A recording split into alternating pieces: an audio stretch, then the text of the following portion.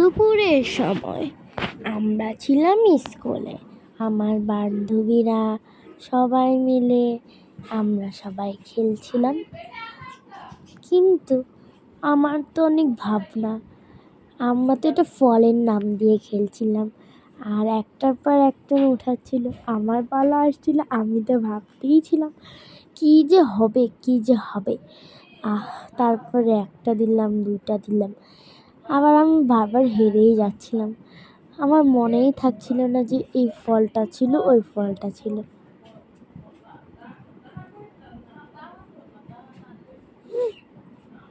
তারপর আমি এখানে অনেকবারই হেরেছিলাম। তো এখানে আমি হারার পরেও খুশি ছিলাম, কারণ আমার বান্ধবীদের সাথে খেলতে পারছিলাম বলে। আমার যদি বান্ধবী না থাকতো আমি তো কখনো খেলতে পারতাম।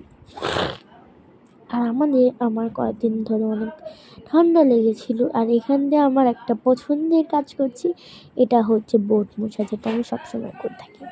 এই দুটি মেয়ে আমাকে বলছিল, তুমি এটা কিসের প্যারাগ্রাফ? আমি বলছিলাম এটা কিসের প্যারাগ্রাফ। হ্যাঁ, এটাই বললো। তারপর আমি বললাম এটা হচ্ছে my family paragraph, my my paragraph. পরে আমি এটা বলছি, পরে আমার মনে পড়ছে, আরে না, এটা তো মাই ফ্যামিলি। তারপরে বান্ধবীদের সাথে কথা বলছিলাম, ওদের এখনো খাওয়াই শেষ হয়নি, আমার তো খাওয়া শেষ। এখন আমি এখন তো ঘোরাফেরা করছিলাম আমার খাওয়া শেষ হলে। আর আমি একটা কাজ করব না, তা কি কখনো হয়? তো এখান দিয়ে আমি ওইটাকে ছুঁড়ে ফেলে দিয়েছিলাম। আমার তারপরে আবার লিখছিলাম মাই ফ্যামিলি, তারপরে মাই ফ্যামিলি। তো এখান দিয়ে আমার হাইটে কুলাচ্ছিল না, তাই জন্য আমার এরকম করে লিখতে হচ্ছিল। হাইটে কুলাচ্ছিল, কে বললো হাইটে কুলাচ্ছে না? কিন্তু একটুখানি ঢং করার জন্য আমি একটু এমনি করি।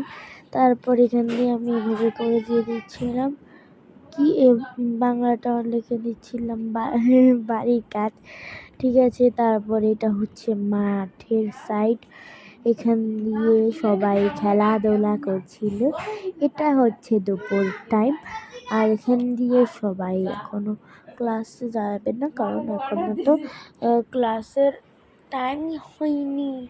তার জন্য এখন এই যে এখান দিয়ে সবাই খেলাধুলা করছিল, কেউ কেউ বল খেলছিল, কেউ কেউ মনে করে কিছু খেলছিল। এখান দিয়ে আমি ক্লাসে চলে যাচ্ছিলাম, সবাই খেলছে। এই সাইড মাঠটার ভিতরে আমার হাঁটাই যায় না, কারণ মাঠের ভিতরে আসলেই খালি পোলাপাইনের চিৎকার চেঁচামেচি, এটা আমার কাছে এত ভালো লাগে না। তারপরে আমি বাইরে চলে যাচ্ছিলাম। এই তো, টাটা।